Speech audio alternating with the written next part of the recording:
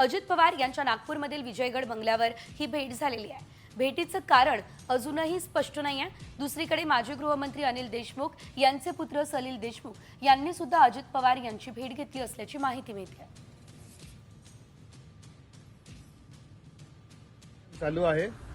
सन्माननीय राज्याचे उपमुख्यमंत्री अजित पवार साहेब इकडे आले आहेत। त्या संदर्भात आज प्रथमच त्यांना उपमुख्यमंत्री म्हणल्यावर भेट पण द्यायची आणि नागपूर अधिवेशनाच्या विषयी काही त्यांना आमच्या शेतकऱ्यांच्या ग्रामीण भागातले विदर्भाच्या प्रश्नाबद्दल जर का वेळ भेटली त्यांच्याशी चर्चा करेल। आपल्या सगळ्यांना कल्पना आहे की मी महाविकास आघाडीचा उमेदवार होतो आणि मला जे कौल दिलं आहे ते कौलाच्या अनुसार मी त्या ठिकाणी माझ्या जी जनता आहे, माझे जे लोक आहेत त्यांच्यासाठी येणाऱ्या दिवसामध्ये काम करेल। तर या संदर्भात अधिकची अपडेट घेऊयात आमच्या प्रतिनिधी रुपाली बडवे यांच्याकडून। रुपाली, आपण बघतोय थेट आता हा भेटीगाठींचा सिलसिला जो आहे तो अचानक जोरदार सुरू झालेला आहे। दुसरीकडे खाते वाटप सुद्धा बाकी आहे। याचा आणि या भेटीगाठींचा काही संबंध आहे का? काय नेमकं घडतंय?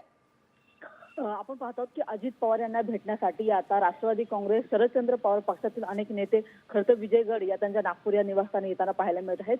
मागील 2 दिवसापूर्वी शशिकांत शिंदे असतील, आज सकाळपासून रोहित पाटील असतील आणि आता सलील देशमुख हे राष्ट्रवादीचे नेते जे आहेत ते आता खरं तर अजितदादा यांची भेट घेण्यासाठी येताना पाहायला मिळत आहे। त्याच्यामुळे चर्चेला उधाण आलेलं आहे।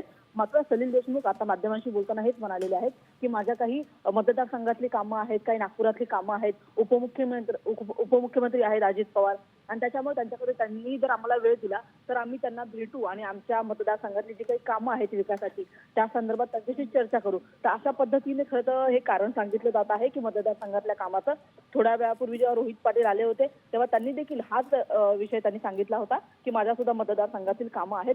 मात्र आपण पाहतो की नागपूरमध्ये आता राष्ट्रवादी शरदचंद्र निश्चितच धन्यवाद रुपाली दिलेल्या सर्व अपडेट्ससाठी। एकंदरीत जर आपण बघितलं सलील देशमुख यांनी सुद्धा अजित पवार यांची भेट घेतलेली आहे, तर दुसरीकडे रोहित पाटील सुद्धा अजित पवार यांची भेट घेते आहे। या भेटीगाठींचा सिलसिला सध्या सुरू झाला आहे, मात्र ठोस नेमकं कारण या संदर्भातलं अद्याप समोर आलेलं नाही आहे, कारण भेटीचं कारण अद्यापही गुलदस्त्यात आहे।